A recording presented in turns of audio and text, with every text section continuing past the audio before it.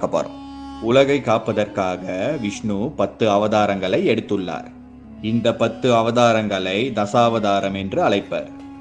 தசாவதாரத்தில் 3வது அவதாரமாக வராக அவதாரம் விளங்குகின்றது. வராக அவதாரம் என்றால் பன்றி அவதாரம் ஆகும். பிரளயத்திற்கு பிறகு, அதாவது கிரகங்கள் நீரில் மூழ்கி அழிந்த பிறகு மீண்டும் தனது படைக்கும் தொழிலை பிரம்மா செய்ய தொடங்கினார். ஆனால் பூமாதேவி பிரளயத்தின் போது நீருக்கு அடியில் மறைந்து போனாள். அந்த நேரத்தில் பல உயிரினங்களை படைத்தும் பிரம்மாவிற்கு திருப்தியே ஏற்படவில்லை.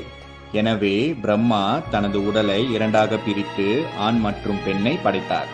அவர் ஆண் மனிதனுக்கு மனு என்றும் பெண்ணுக்கு சதுரூபா என்றும் பெயரிட்டார். இவர்களே பிரம்மாவால் படைக்கப்பட்ட முதல் மனிதர்கள் ஆவர். பிரம்மா தான் படைத்த முதல் மனித ஜோடிகளிடம் போட்டி பொறாமையின்றி நல்ல குழந்தைகளை பெற்று பூமியில் நீதி நேர்மை கொண்டு மகிழ்ச்சியாக